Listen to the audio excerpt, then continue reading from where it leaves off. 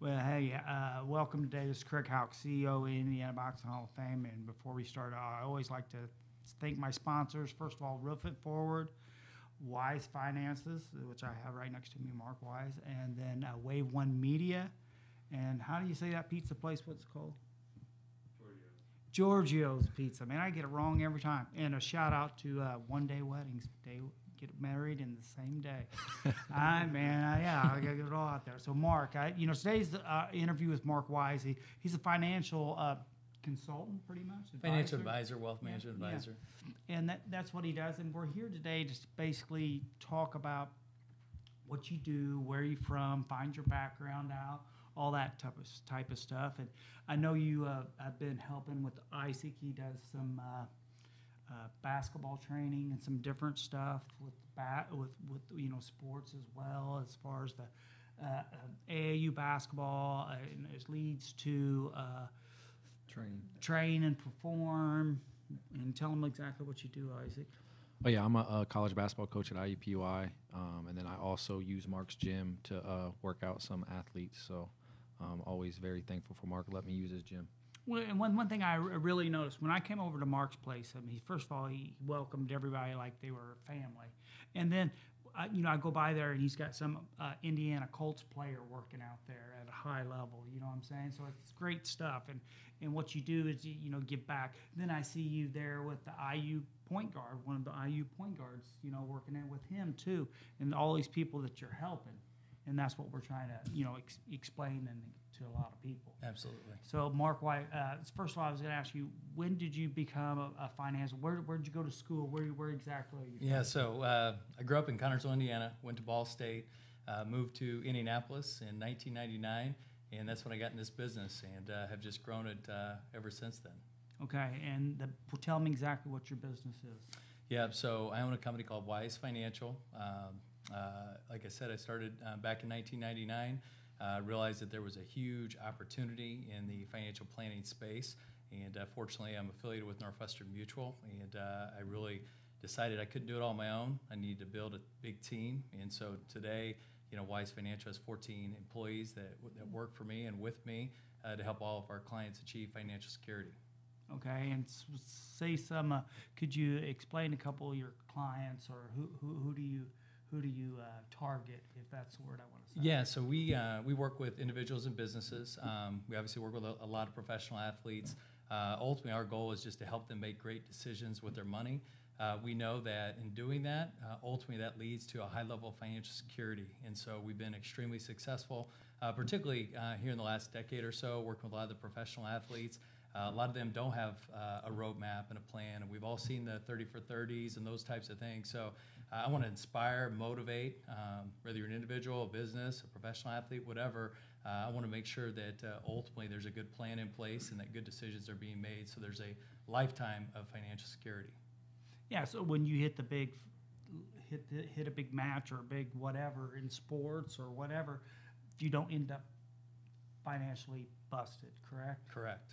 So that could even help for the future, and that could help with from NBA to boxing to any type of sports, correct? And business, correct? Correct. I mean, the one thing that I've noticed a ton over the last 21 years is that a lot of people, they have financial products, they have financial strategies that are in place, but very few have a roadmap that is very clear in showing them where they're at relative to where they want to be.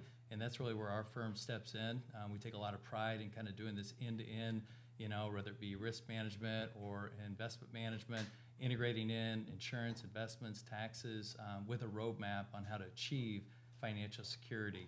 And ultimately, we found that through financial literacy, the more time we spend on that, it leads to clarity. That clarity leads to confidence, and that confidence ultimately leads to better decision-making with better outcomes. And absolutely, and then what you invest in, you get back, correct? Correct. I mean, ultimately, if you have a plan in place, you start putting away dollars.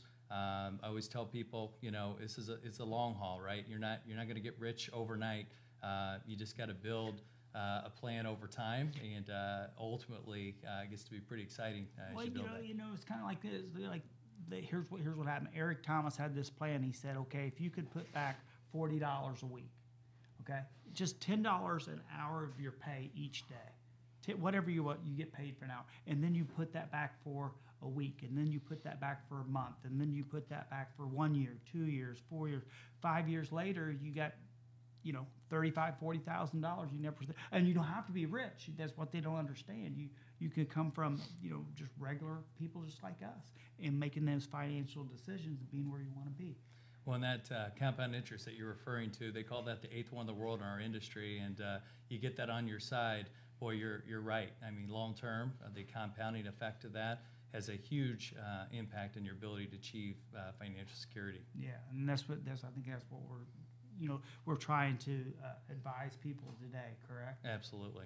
All right, so Mark, I'm gonna go a little bit more background. So you have how many kids? So I have 3 kids: 15-year-old, 13-year-old, and then soon to be 11. So Caleb, Grant, and Eden are 3 kids, and we're going through the birthdays kind of right now, so a lot of fun and very blessed. Awesome. And my wife's happy. Okay, tell me, you are a graduate of where did you graduate? So I graduated high school from Connersville, and then I went to Ball State, graduated there in '99, and then moved to Indy. Okay, so where did you meet your wife at? We ended up meeting at Ball State, actually. She's a couple years younger than me, and we met up. She was from Richmond, Indiana.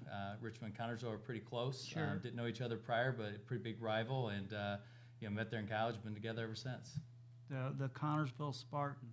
Yeah. The 1972 state champion. Yeah, in 1983. Oh, yeah, yes. The Heineman twins. Yep, Chris and Mike. Yep. Yeah, absolutely. I remember those. That's a good memory. See, man, because I graduated in '82, so I played against Chris and Mike my senior year. But they could beat me on the basketball court, but I could whip them on the street. But it didn't make any difference. They could win. All right, so you have 3 kids, correct? Yep. And what your oldest is? So oldest is Caleb. And he is where? So he's up at Westfield High School. We're in the Westfield school system, so all 3 kids are attending there. Grant is there in the middle school, and Eden, she's in the 5th grade. So. All right. Does any of your kids play sports? Yep. So the 2 boys, they play basketball. Love the game. That's one of the reasons why I built the gym. Beautiful gym. Thank you. And then Eden, our daughter, really loves volleyball. So now we're doing lots of travel with volleyball. She's loving that, and I never thought I'd enjoy volleyball as much as I now do. So and don't a couple of the kids attract to Isaac on how good he treats them and trains with them and different stuff. He's helped them a ton. That's I mean, Isaac's just a great dude, and he works with the kids in the right way. Mentoring them. Yeah, he really does. They really enjoy working out with him. Yeah, we even took them to the boxing gym one day, and they were getting excited. They're getting all rowdy. You know what I'm saying? And unfortunately, rest in soul, rest in peace. Little Thomas passed away, so we couldn't use that gym anymore. But we took those kids to the gym, and they were fighting. What's the little one's name? That's Grant. Oh, Grant was a fireball, wasn't he? He was ready to go. Yeah, he's boxing, moving around. He's ready to go. The other one, he got me a little bit of trouble at home, with all that. Okay, I didn't know that. Okay, so the taller one. That's Caleb. Caleb, and how tall is he? He's about 6 foot. Yeah, and he looks like a basketball. He's fit for basketball. Correct? He is. He's growing. He's long, and he's got a shot to be pretty good. They both do. All 3 of them, I think, are going to do pretty well. And you train which ones? Yeah, Caleb and Grant. They're warriors. I love working out with them. They come hungry every day, ready to get better, and it's a pleasure. Not only are they good athletes, but I've been so impressed about how they are as just young kids in this world. I work with a lot of people, and a lot of younger kids, and I haven't seen 2 young kids act the way they do, and I think that's a credit to Mark and Abby for how they've raised them. Yeah, Thank you. Unbelievable. I seen those kids, and I was like, "Can we get one to the next level?" 1,000%. I think both of them are going to the next level. There we go. That's what I'm trying, and I think that's the goal. And then you try to set them up for life. I mean, Isaac started playing AAU basketball for me at what age? Was 6th grade? 6th grade. Wow. And here's what he didn't know. I would call everybody the wrong name on purpose. I'd start calling him Jeff, and I'd call this next kid, and then Mike, and next thing you know, they're like, man, he got hit so many times, I think he's lost. And I would do it on purpose, you know what I'm saying? And next thing, because they didn't win my respect. Like, you guys know, I have no respect for you guys at all. So they get out there and start working, and then as they got older and started maturing, they could see the growth, you know what I'm saying? So I had this one, his name was Ian, what was his last name? Ian Frank. And he played in the 6th grade championship. We were playing Isaac, and he missed, 10 layups, 11 layups. And I was cussing him out. I was calling him all kinds of names. And then we were playing in 8th grade against Batesville, and we were playing AAU. And he played out of his tail and started knocking these shots down, this, that, and the other. And he said to me, he said, Craig, does that make up for 6th grade blowing the championship? I said, absolutely. So that's the growth. That's the growth that you're looking for kids, correct? Yep, no doubt. I mean, it's unbelievable how it goes. Absolutely. So Mark, all right, so I'm going to ask you a few questions, all right? So I asked you about your family background and your wife, and your wife's from Richmond. Yep, Richmond, Indiana. And you have 3 kids. Yep. And you basically have been the financial advisor for how many years now? Almost 22 years, right out of school. I love helping people. I love coaching, teaching, motivating, inspiring, just trying to get people to see what is possible when you develop a roadmap, when you set goals. So I work with a lot of our clients on just creating that vision, kind of working on their mission, their values, their goals. I mean, that stuff is really what gets you somewhere in life. Yeah, absolutely. And then the impact that you have on other people. You know, it's like I try to tell them, you know, you don't start blowing up until you start blessing people's lives. And once you start blessing people's lives, things get a lot better, correct? They really do. And finance plays such a huge part in almost every aspect of your life, personally, professionally. And so when you can kind of link all those things together with a plan and a roadmap to help people understand what it takes in order to get there, that's what's exciting. It was just like I was saying, how hard is it to save $10 a day? Your first hour, how hard is it? You know what I'm saying? But once you start getting it and you don't touch that money and it goes by 2 years, 3 years, 5 years, 10 years, and the next thing you know, you're sitting there, how do I get $15,000 in my pocket? Well, if you learn to pay yourself first, then you can spend the rest and feel guilt-free.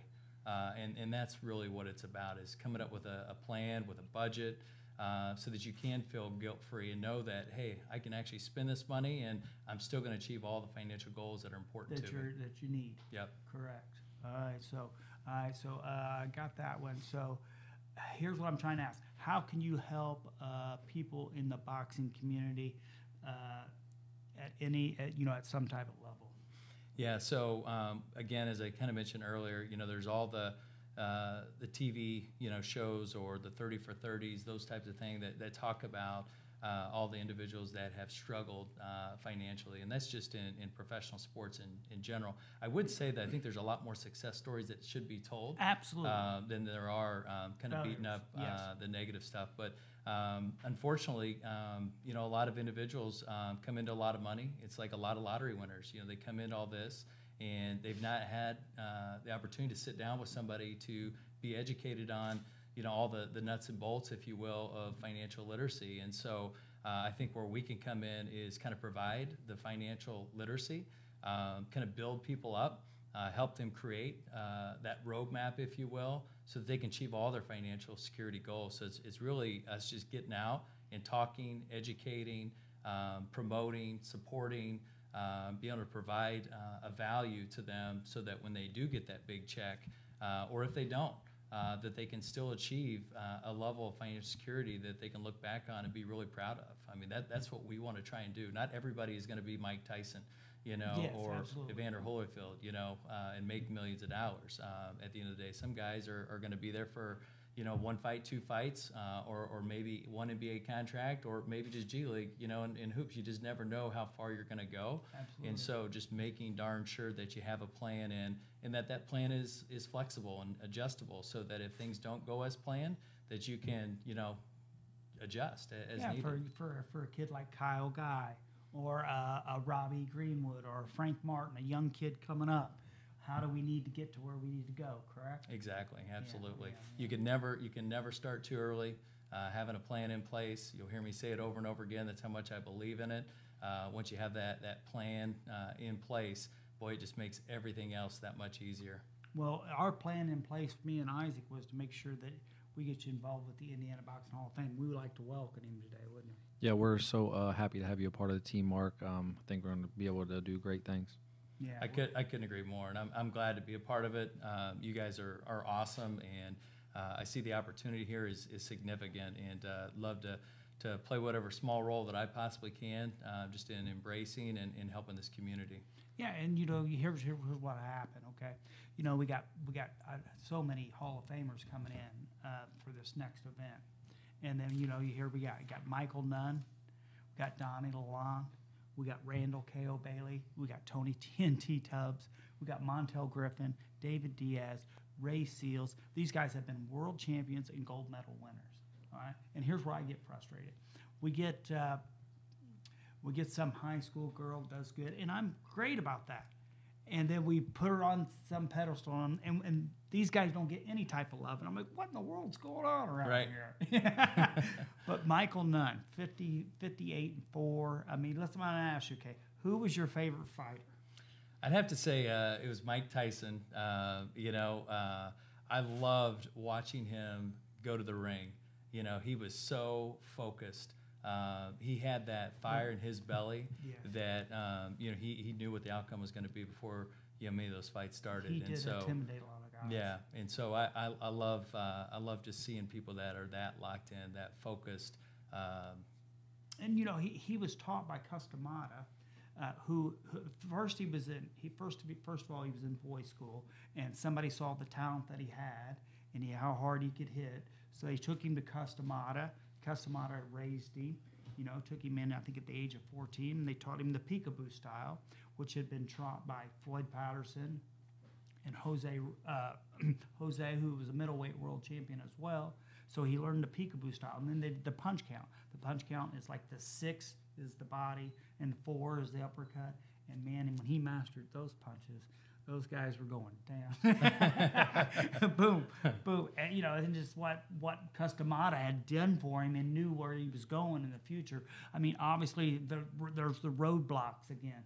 I mean, if we had Mike Tyson's money at that time, right. You know what I'm saying? And how we could help him, you know what I'm saying? Just financially secure, and here we got Evander Holyfield, who had a lot of kids and a lot of different wives, and he's in financial problems. And then you got Mike Tyson, who had went through financial problems. Now they're fighting exhibitions just to keep their money afloat. And how would you think that? Mike Tyson versus Evander Holyfield one more time in an exhibition. What would you think? Well, I would love to watch that. I think that would get a lot of viewers for sure, and I think it would be an excellent bout. Yeah, I think you put it on with real fights as well. You know what I'm saying? Yep. And let these guys make some money, and everybody makes money, and after that, they can call you up for your financial advisor, and we can kind of go from there. Well, and it's cool too when you see these exhibition fights and you see the maturity as these individuals have gotten older. It's different, and it's neat, and I think it's good for the incoming boxers to kind of look at the maturity and the growth that's taken place over many years. Yeah, and I get frustrated sometimes. They say, "Well, man, what about this senior boxing? We can have a senior." I said, "What about senior golf? Them guys are all walking around there drinking red wine and talking smack, and they ain't did nothing." You know what I'm saying? Right. Okay. How about senior tennis? I don't know much about that, so I know, but I'll we leave have that for we have them other sports. You know what I'm saying? So I think we should do it. Isaac, I think I'm gonna interrupt you. Go ahead. I think what Craig every year at the event and all throughout, he always makes it about the boxers, and like he previously just mentioned was. He thinks they don't get the credit they deserve. Then he wants to help them all. He posts on them all. He helps get their name back. He's helped get a lot of guys' names back. So, even at the event when he talks about, giving back to the boxing community and the boxers, everybody knows that. And that's the reason, Roof It Forward came on as a sponsor. They want to help.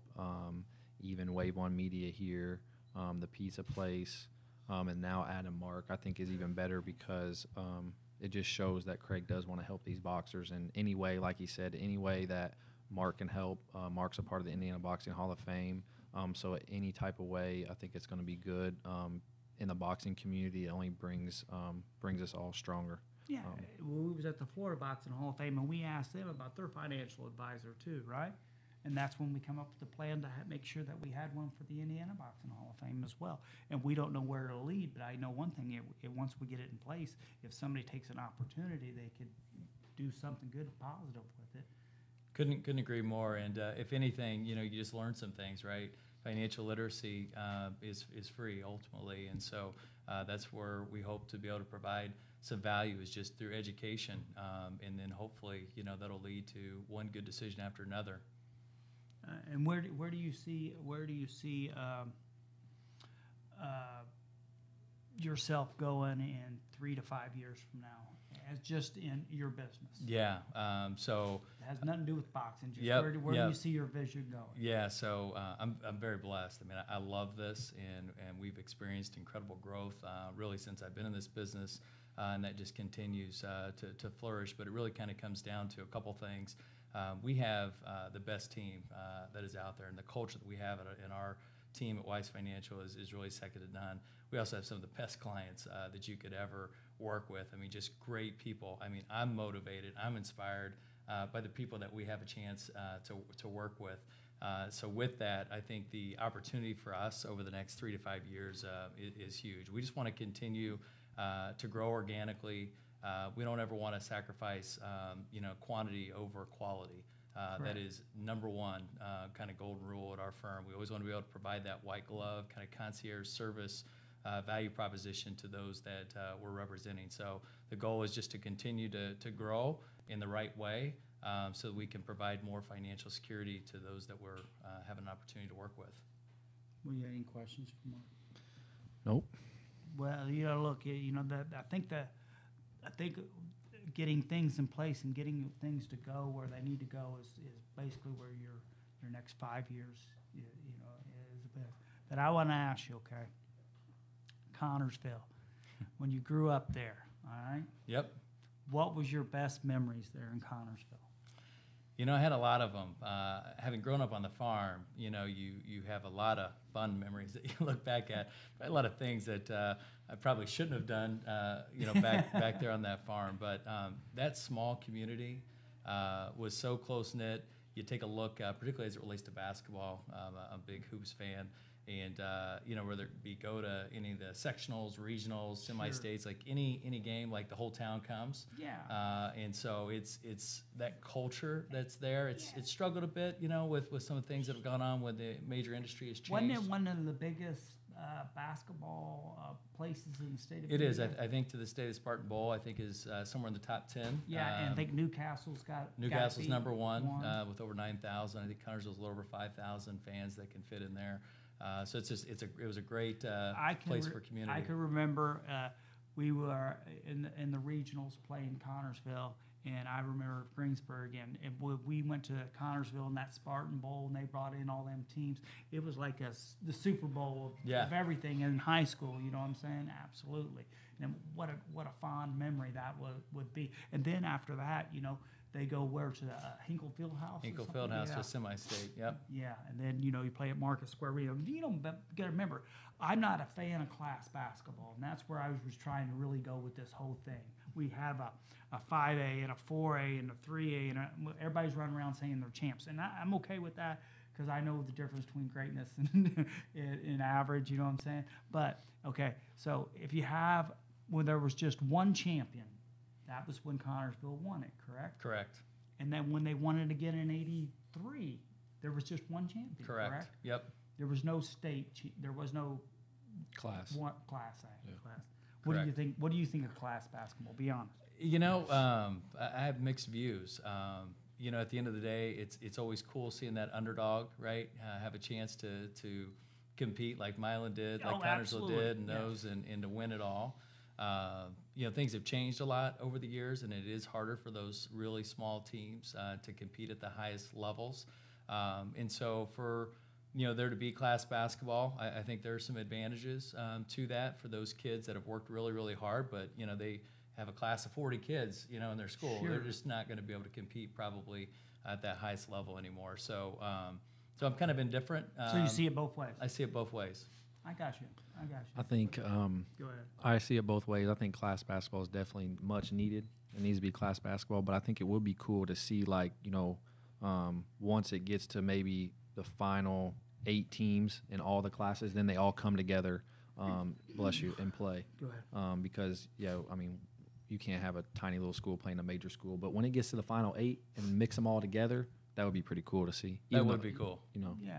You know, and then I think they tried that. I think they had a 1A play a 4A play a 1A and a 2A play a 3A. Did you remember that back in the day? I don't know if I do. I don't remember They that, had a but- state. I think they had a state champion, if I'm not right, mistaken. I think they had a 1A play, a 4A, and a 2A play. I'm not a fan of that, but I mean, you know, I thought they did try it, experience that. But you know, you're still going to go with your Spartans, right? I am 100%. Do you ever go back to Connersville? That's what I'm going to ask you. I do. I make it back there. Not a ton, but I do make it back there. Friends and family and some clients that way. So I do make it back, and you know, hopefully, you know, it'll get a shot in the arm with some positive news here at some point, because it is such a great community that's struggled as the industry has left the town. Yeah. No. Was your mom and dad from Connersville? Where's your mom and dad from? They're both from Connersville. Okay. You know, both grew up on farms, and you know, it was just a great way to grow up. You learned how to work hard. You learned you can't make mistakes, or Did you people farm get hurt. Yep. all the time? Well, I was all the way up through till I graduated high school, and then went to Ball State. So, yep. You know what my first job was? What's that? Detasseling corn. Oh my. And I had to walk. Oh yeah. Oh yeah. Yeah. I've been there, done that. You know that? Yep. Yeah, and I was such a redneck that I wore shorts.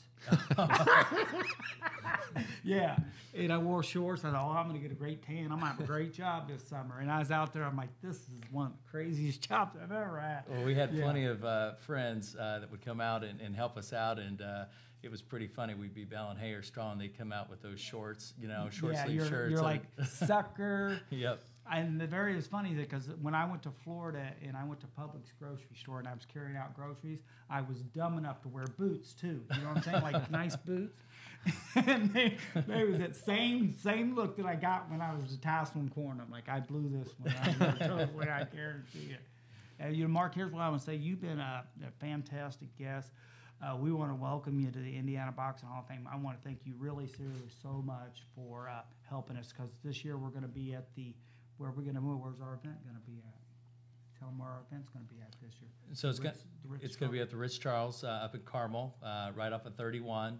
There's a hotel right next door, so there's plenty of room for people to be able to stay the night, and we're really looking forward to being a part of that. It should be an incredible event. Okay, now Friday night I have some different things going on. What are some different ways that I could do some stuff to raise some money in a positive way? Are you talking about just Like a 50-50 and some different stuff on the night before. Yeah, so I'm gonna have to give that some thought, but I think it would be great to you know, come up with some things that we can give away, right? Get some things autographed by some of the former Stars. boxers, the Yeah. stars, that kind of thing. That always seems to go really well. It's also great. Just, you know, this is such a great calling that a lot of the other events that I've been a part of, we just do an ask.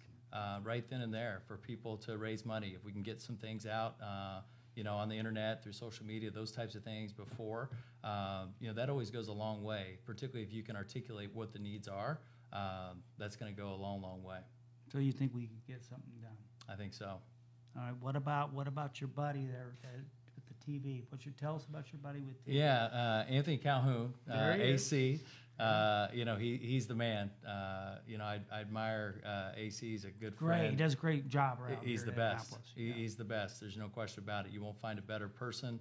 And you know, it'd be great to see if we can't lure him in. Yeah, we got to get some Anthony Calhoun there. I mean, come on, Marvin Johnson's walking in. Buster Douglas. I mean, world champions are walking in.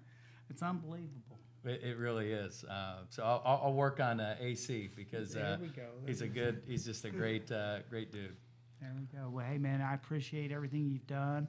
Again, so the Indiana Boxing Hall of Fame, we have Michael Nunn coming, 2-division world champion. Donnie Lalonde, WBC light heavyweight champion of the world.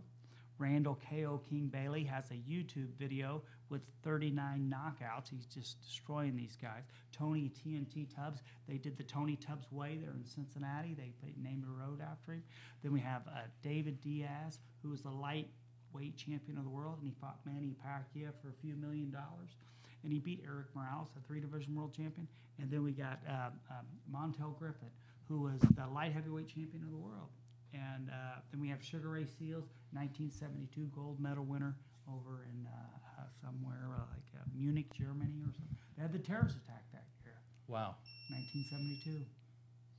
Well, Mark, I think anything that you'd like to say, anything you want to say, finish up here? May 21st and 22nd.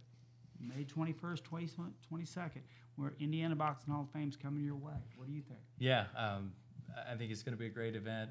I hope people will come out and support it. Wise Financial is thrilled to be a part of this and be a sponsor, and we're going to do everything we possibly can to help raise money and awareness and see where we can take this thing. All right, so when we get in on Friday, we're going to do a podcast, and it's going to go like 1 to 4, right? And then we're going to do the event, and it's going to go from like 6:30 or 7 till about 10, and then Saturday the event goes 11 to 4. That's it. Looking forward to it. Yeah, it's going to be a great day. It really is. It's going to be World Championship weekend in Indianapolis, Indiana. Cannot wait. Good, great. All right, man, that's it. Thanks, man. Thanks. Thank you. Thanks.